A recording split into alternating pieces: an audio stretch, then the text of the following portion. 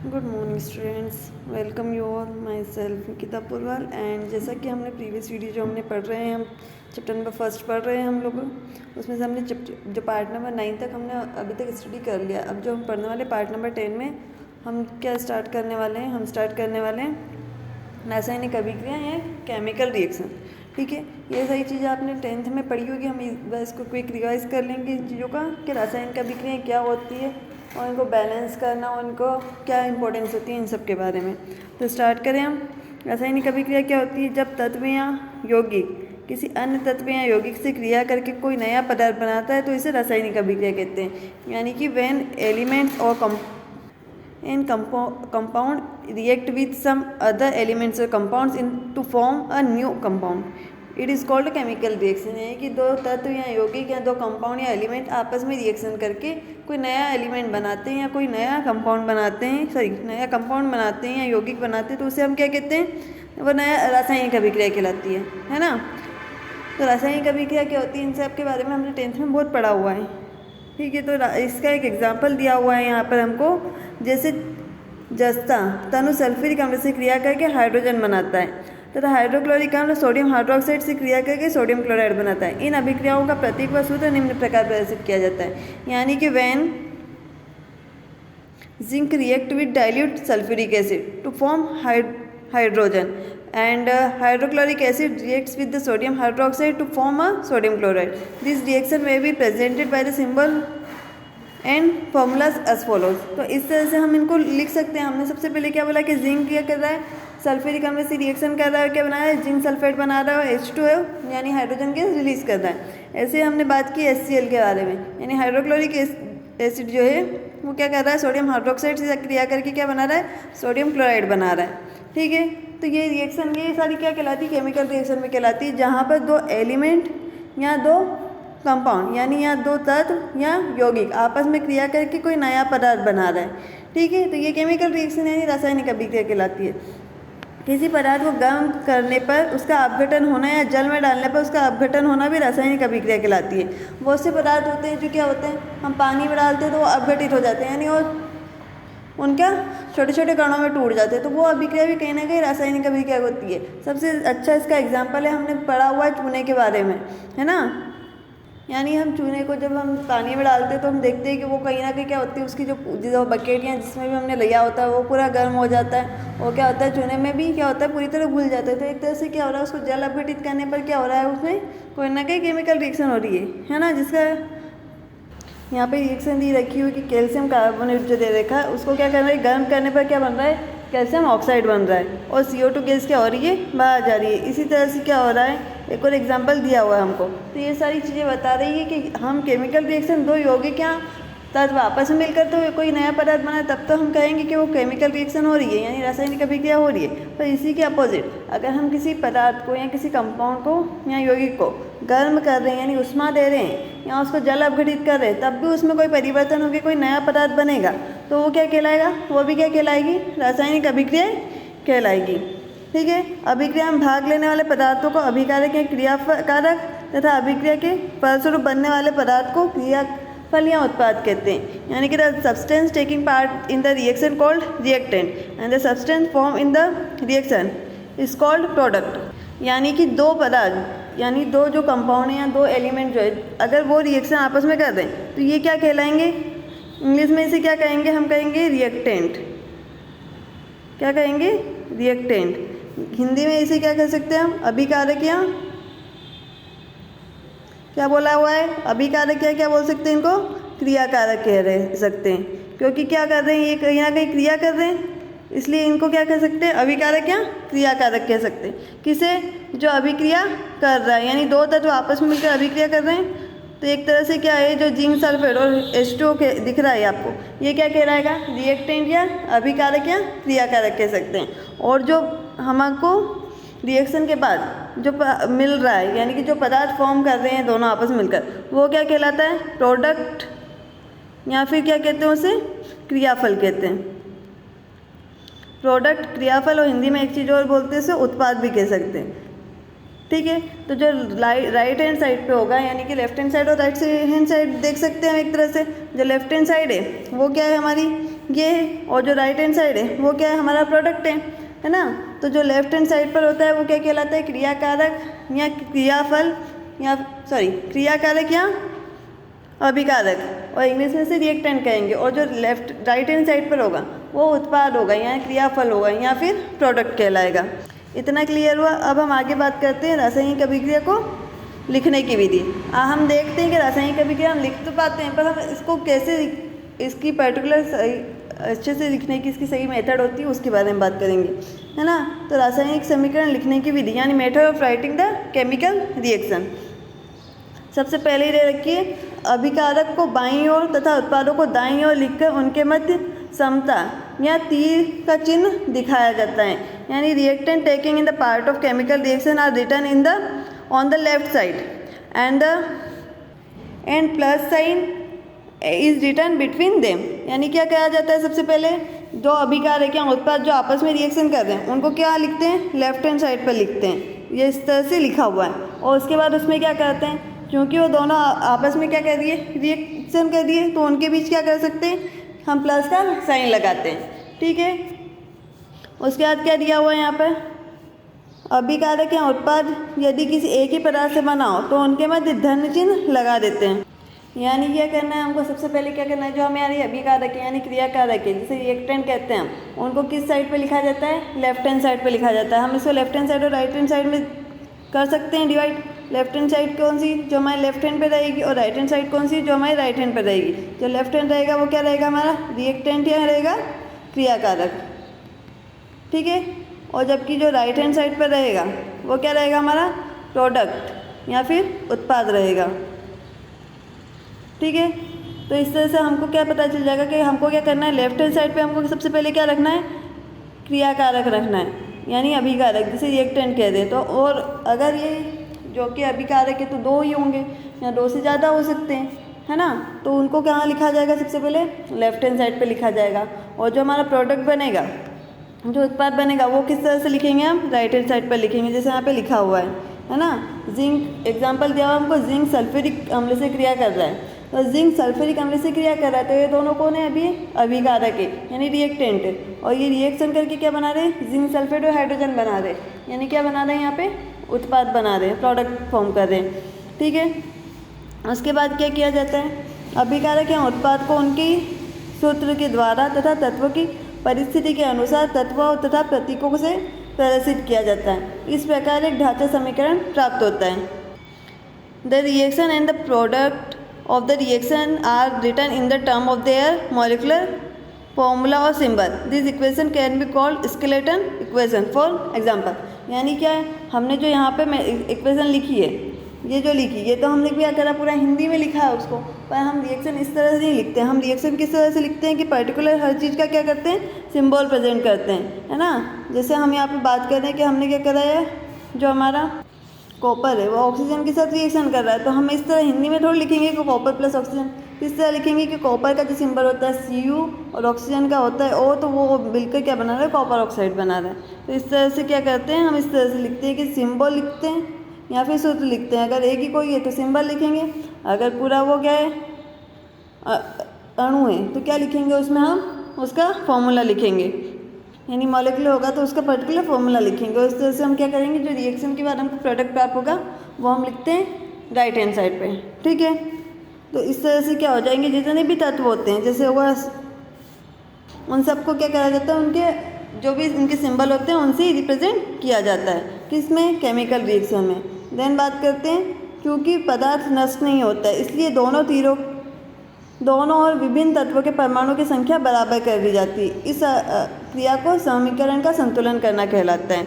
यानी कि क्या है, हमने पढ़ा हुआ है, हमने सबसे पहले ये पढ़ा था कि हम पदार्थ को नहीं नष्ट कर सकते, ना ही क्या कर सकते हैं, उसका उत्पादन कर सकते हैं। क्या कर सकते हैं, सिर्फ हम पदार्थ को एक रूप से दूसरे रूप में क्या कर सकते हैं, चेंज कर सकते हैं। तो इसलिए हम क्या करते हैं, जब दो रिएक्शन लिखते हैं, जैसे ए और बी आपस में रिएक्शन करके ए बी बना रहे हैं, ठीक है। तो इस केस में क्या करेंगे, हम आपस में दोनों रिएक्शन के बीच में क्या करते हैं, एक तीर का निशान लिखते हैं, जिससे हमको क्या पता चल रहा है कि अभिक्रिया क्या है, संतुलित है। यानी हमने जितने पदार्थ इधर लिए थे लेफ्ट हैंड साइड पे, उतना ही उत्पाद हमको राइट हैंड साइड पे मिला है। ठीक है, इसे क्या कहते हैं, इसे समीकरण का संतुलन कहते हैं। अगर इस तरह से हम कह दें कि हमने यहाँ पर क्या लिए हैं, 2a लिए हैं, तो यहाँ पर ये फॉर्मूला जो होना चाहिए वो a2b होना चाहिए, यानी जितने हम अभिकारक रहेंगे उतनी ही मात्रा में उत्पाद बनेगा।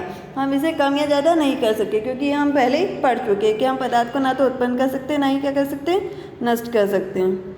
अब इसका एक एग्जाम्पल हमको दिया हुआ है, किस तरह से हम क्या कर सकते हैं, केमिकल रिएक्शन लिख सकते हैं।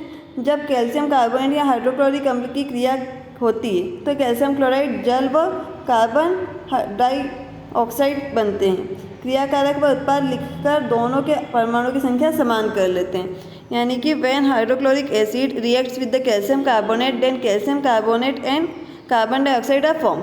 ठीक है, तो इस तरह से जो होता है, कैल्शियम कार्बोनेट किससे रिएक्शन कर रहा है, हाइड्रोक्लोरिक एसिड यानी HCl से, और क्या बना रहा है, कैल्शियम क्लोराइड, जल और कार्बन डाइऑक्साइड। ठीक है, तो ये तो हमको दिख रही है फॉर्म, ये जो हमने रिएक्शन लिख दी जो ऊपर लिखी है वो तो एक तरह से क्या हो गया, हमने जो हमारी थ्योरी थी उस हिसाब से हमने रिएक्शन लिख दी, पर ये रिएक्शन कहीं आ गई, बैलेंस है क्या, दिख रही है क्या, बैलेंस रिएक्शन कौन सी कहलाएगी, जहाँ पर लेफ्ट हैंड साइड और राइट हैंड साइड में जितने भी अणु हैं या जितने भी मॉलिक्यूल है वो क्या है, बरोबर हो। ठीक है, तो इस रिएक्शन में देखो आपको बैलेंस दिख रही है, जो ऊपर रिएक्शन लिखी हुई है उसमें ऊपर क्या दिया है, क्या दिया हुआ है हमको ऊपर, इधर जो लेफ्ट हैंड साइड पे देखो कार्बन कैल्शियम जो कितने दिख रहा है, 1 दिख रहा है, और राइट हैंड साइड पे भी कैल्शियम 1 है, यहाँ तो ठीक है। जो कार्बन है वो लेफ्ट हैंड साइड पे कितना है, 1 है, और राइट हैंड साइड पर भी 1 ही है। जो ऑक्सीजन है वो लेफ्ट हैंड साइड पर कितने, 3 है, और राइट हैंड साइड पर कितने, 3 हो गए, एक हाइड्रोजन के साथ H2 में है और एक कार्बन डाइऑक्साइड है। ठीक है, हाइड्रोजन जो है वहाँ पर हमारे पास लेफ्ट हैंड साइड पे हाइड्रोजन कितने, 1 ही है, और राइट हैंड साइड पे हाइड्रोजन कितने दिख रहे हैं हमको, 2 दिख रहे हैं। तो इस तरह से क्या हो गई, ये रिएक्शन तो हो गई अनबैलेंस। तो अब इस रिएक्शन को बैलेंस करने के लिए क्या करना पड़ेगा हमको, जो लेफ्ट हैंड साइड है उस पर भी हाइड्रोजन कितने होने चाहिए, 2 होने चाहिए। यहाँ पर हम हाइड्रोजन में कितना लेंगे, 2 लेंगे, तो इस केस में क्लोरीन की भी संख्या बढ़ जाएगी, तो क्लोरीन में भी क्या हो जाएगा, यहाँ पर Cl2 हो जाएगा। तो इस तरह से क्या हो गया, हमारा लेफ्ट हैंड साइड और राइट हैंड साइड के रिएक्शन बराबर होगी। इसे क्या हम कहते हैं, बैलेंस रिएक्शन यानी संतुलित समीकरण कहलाती है ये।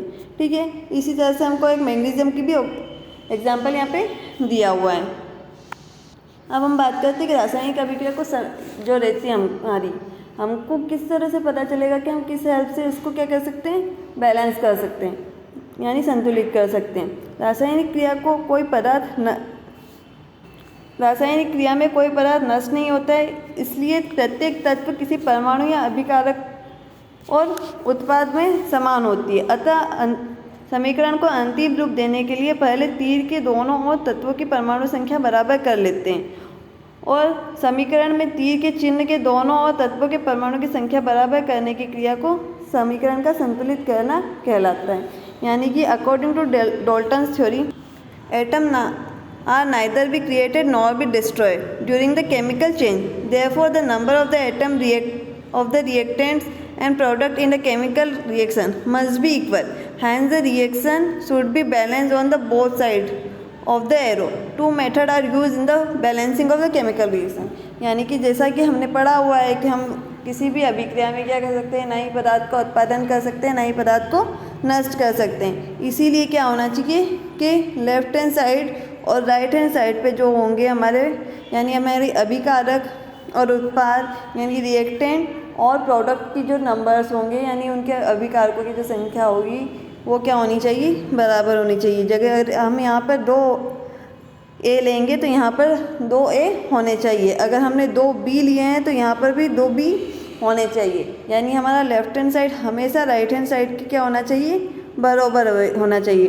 और इस तरह से लेफ्ट हैंड साइड और राइट हैंड साइड को बराबर करना क्या कहलाता है, यहाँ पे समीकरण को संतुलित करना कहलाता है, यानी केमिकल रिएक्शन को बैलेंस करना कहलाता है। अब केमिकल रिएक्शन बैलेंस करने के लिए हमको 2 मेथड्स दी गई है। सबसे पहली दे रखी है अनुमान विधि या हीट एंड ट्रायल मेथड। यानी अनुमान विधि या हीट एंड ट्रायल ऐसी मेथड जहाँ पे हम रिएक्शन को अगर हमको फॉर्मूले पता है तो हम यही सोच के कर सकें कि हाँ इस तरह से हम क्या कर सकते हैं, रिएक्शन बैलेंस कर सकते हैं। और दूसरी दे रखी है आंशिक समीकरण विधि यानी पार्शियल इक्वेशन मेथड। तो सबसे पहले हम जो पढ़ने वाले हैं वो पढ़ने वाले हीट एंड ट्रायल मेथड के बारे में। इस विधि में एक तत्व के परमाणु को संतुलित करते जाते हैं, जिससे के लिए जिन समीकरण में oxygen, nitrogen, hydrogen, chlorine, bromine, iodine आदि गैसें निकलती हैं, उन गैसों को पहले परमाणविक अवस्था में रखा जाता है। इसे परमाणविक अवस्था में ही संतुलित करते हैं। इसके बाद इसमें 2 से गुणा करके आणविक समीकरण में बदल दिया जाता है। यानी कि ऐसे अणु जिनके क्या होते हैं, फॉर्मूले में 2 आता है, जैसे H2 हुआ, Cl2 हुआ, है ना, I2 हुआ, ये जहाँ पे जो बता रही हूँ हमको, ऑक्सीजन हुआ, नाइट्रोजन हुआ, हाइड्रोजन हुआ, सबके हम फॉर्मूले क्या लिखते हैं, जैसे N2, Cl2, H2, यही सारी होती है ना। तो वही बताया गया है कि ऐसे में हम क्या कर सकते हैं, heat and trial method use कर सकते हैं। सबसे पहले हम क्या करेंगे इसके लिए, जैसा कि हमको यहाँ पे एक एग्जांपल दिया है पोटेशियम क्लोराइड का। क्या करना होता है इसके लिए हमको, सबसे पहले जैसे इसमें क्या बन रहा है, यहाँ पर मैं इसको एक बार लिख देती हूँ।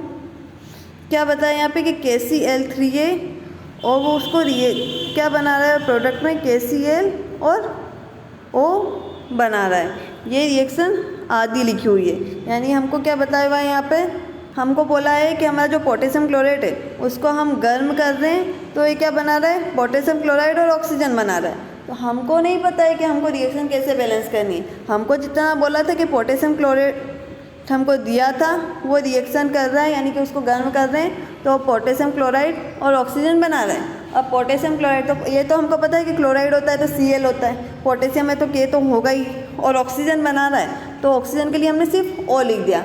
हमको पता है कि ऑक्सीजन का फॉर्मूला O नहीं होता है, O2 होता है, बट हमको अभी नहीं पता है कि हमको किस तरह से रिएक्शन बैलेंस करनी है, इसलिए हमने सिर्फ क्या लिख दिया, यहाँ पे O लिख दिया।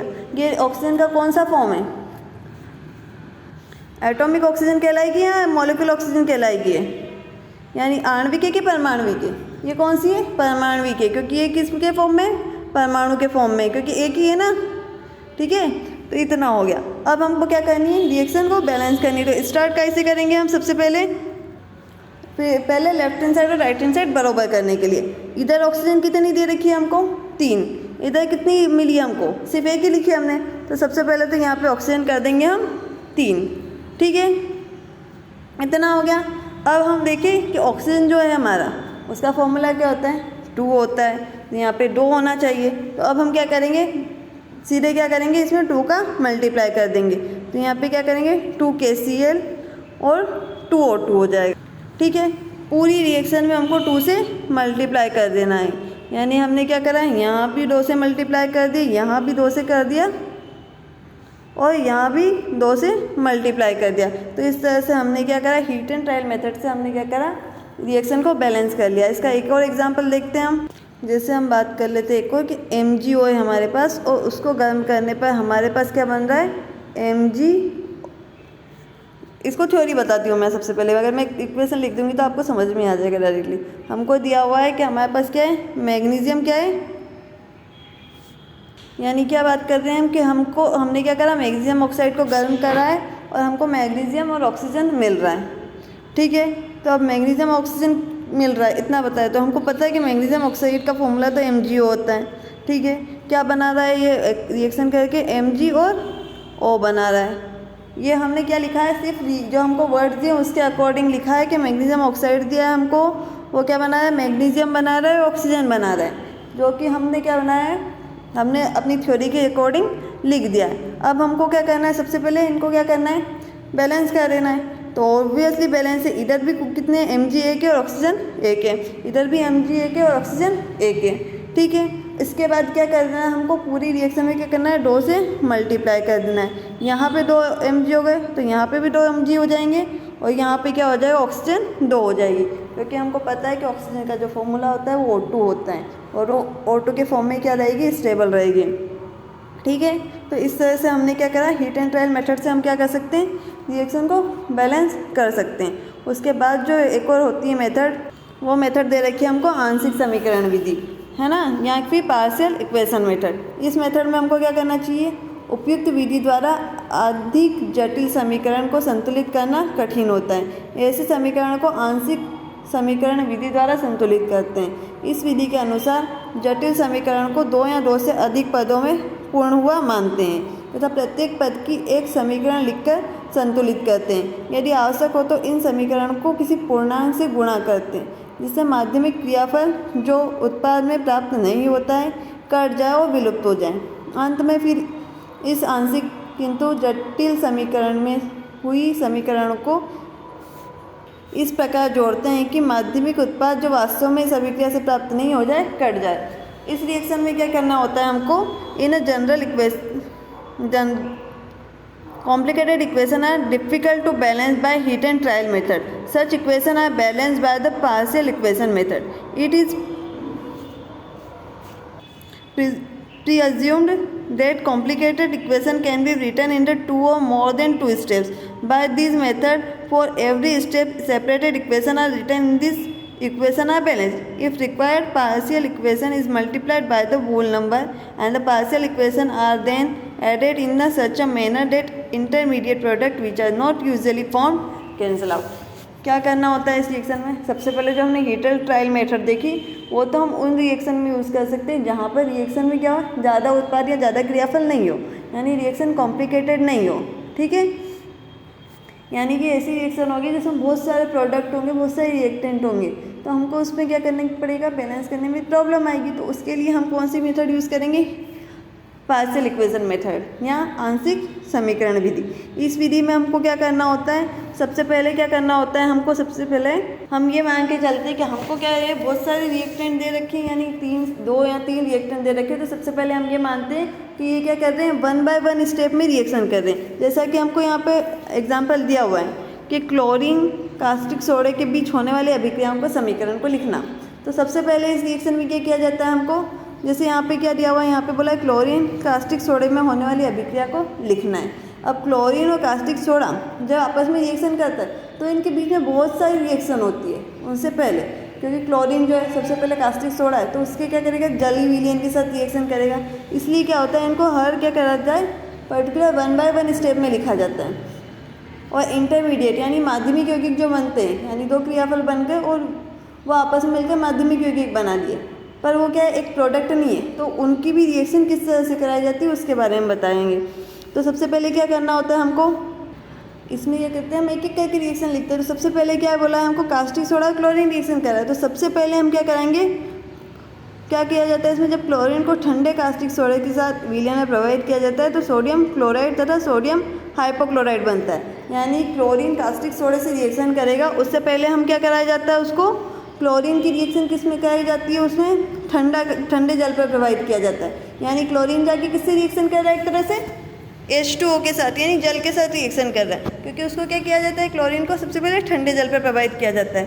तो क्लोरीन जाके किससे रिएक्शन कर रहा है, सबसे पहले तो जल से रिएक्शन कर रहा है और बना क्या रहा है, सोडियम क्लोराइड और सोडियम हाइपोक्लोराइड। ठीक है, उसके बाद क्या बोला है यहाँ पे, हम जानते हैं कि जब क्लोरीन ठंडे जल से क्रिया करती है तो HCl तथा HOCl बनाती है। तो वो तो हमने बना दिया कि सोडियम क्लोराइड, तो हमने यहाँ पर लिख दिया है कि जो क्लोरीन है वो जल के साथ रिएक्शन कराएगा तो क्या बनेगा, HCl तथा HOCl बना रहा है। ठीक है, उसके बाद क्या बोला है, जो सोडियम हाइड्रोक्साइड है वो क्या करेगा, HCl से क्रिया करके क्या बनाता है, NaCl तथा H2O बनाता है। अब ये HCl कब फॉर्म हुआ, जब क्या करा, क्लोरीन ने किसके साथ, जल के साथ रिएक्शन करी तो क्या बनाया, HCl और HOCl बनाया। ठीक है, अब यही क्या है, HCl जाकर रिएक्शन किससे करेगा, जो सोडियम हाइड्रोक्साइड यानी जो हमको दे रखा है NaOH दे रखा है उसके साथ रिएक्शन करेगा और ये क्या बनाएगा, NaCl और H2O बनाएगा। अब ये जो NaOH है ये HCl के साथ तो रिएक्शन करेगा ही करेगा, उसके साथ HOCl के साथ भी रिएक्शन करेगा और क्या बनाएगा, NaOCl और H2O बनाएगा। क्योंकि हमको जो रिएक्शन पता है कि ये रिएक्शन किस तरह से होती है कि जब हम क्या करते हैं, कास्टिक सोडा और सोडियम क्लोराइड की, सोडियम हाइड्रोक्साइड की जो रिएक्शन करवाते हैं, यानी कास्टिक सोडा तथा क्लोरीन की जो रिएक्शन कराते हैं तो उसमें सोडियम क्लोराइड तथा सोडियम हाइपोक्लोराइड बनता है। यानी क्या है ये रिएक्शन, ये जो हमने 3 स्टेप्स में रिएक्शन किए, इस रिएक्शन को अब हम क्या करेंगे, प्लस कर देंगे। तो हमने देखा, हमने क्या क्या लिया था, Cl2 लिया था, इन रिएक्शन को हम प्लस कर रहे हैं ना, Cl2 लिया है, 2 NaOH हमारे पास, एक H2 है, एक HCl है, एक HOCl है और ये रिएक्शन करके क्या बना रहा है, जो इधर प्रोडक्ट बना रहा है हम उसको क्या लिख सकते हैं, इस साइड पर लिख देंगे। ठीक है, और फिर क्या करेंगे, हम जो दोनों साइड क्या है कॉमन है उन चीज़ों को क्या कर देंगे, हटा देंगे, क्योंकि एक तरह से वो क्या है, वो हमारे इंटरमीडिएट थे जो बीच में बने और बीच में दूसरे पदार्थों में बदल गए। और इस तरह से हमारी जो संतुलित समीकरण बनेगी वो पूरी समीकरण क्या होगी, ये होगी। ठीक है, दिख रही है आपको, Cl2 2NaOH plus 2NaCl NaOCl और H2O। तो इस तरह से ही पार्शियल इक्वेशन मेथड में क्या करनी होता है, हमको पता होती है कि बहुत सारी रिएक्शन बहुत सारे स्टेप्स में होती है। तो इनमें इसके लिए क्या करना होता है, सबसे पहले 1 बाय 1 हर एक रिएक्शन की स्टेप्स को क्या करना होता है, एक एक करके हमको बना लेनी होती है। उसके बाद क्या करनी होती है, उन सारी रिएक्शन को क्या करनी होती है, प्लस कर देना होता है, जिससे क्या होता है हम रिएक्शन को बैलेंस कर पाएँ। जैसे हम इस तरह से भी समझ सकते हैं कि इसके और बाकी एग्जांपल्स आपको एक एग्जांपल और बुक में दिया हुआ है, आप उसको स्टडी कर सकते हो। इसके अलावा अब हम बात करते हैं रासायनिक अभिक्रिया को समीकरण जो होती है हमारी, यानी रासायनिक समीकरण जो होती है उसको बैलेंस करने के क्या लाभ होते हैं, यानी क्या हमको क्या प्रॉफिट होते हैं रासायनिक अभिक्रिया को बैलेंस करने के। ठीक है, एडवांटेज क्या देते हैं। तो ये मैंने यहाँ पे मेंशन कर दिया, ये आप लोगों को स्टडी कर लेना है। वैसे हम लोगों को यूँ ही रिएक्शन करने पर ही क्लियर हो गया है कि जो हमारी रिएक्शन है उसको बैलेंस करने के हमको क्या क्या फ़ायदे होते हैं। ओके, तो इतना इस टॉपिक हुआ हमारा कंप्लीट। अब जो नेक्स्ट टॉपिक है वो हम नेक्स्ट वीडियो में पढ़ेंगे। Okay, thank you.